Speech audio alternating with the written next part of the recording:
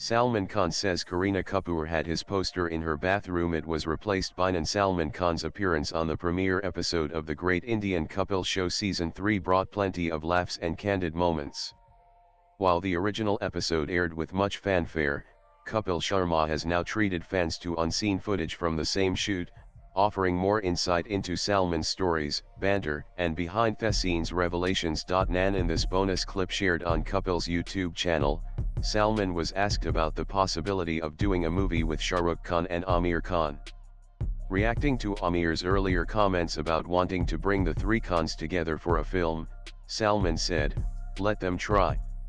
Jab hoga tab hoga." Nan. Kapil also brought up Aamir's idea of the three superstars going on a vacation to an undisclosed location.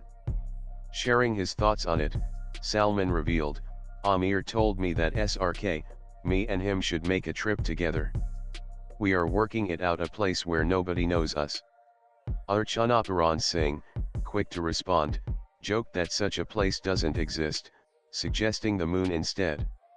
Salman replied with a grin, "Maybe it will work, but how long it will work, we will see." Nan. The segment turned even more nostalgic when Kapil showed Salman quirky posters of himself placed in odd locations.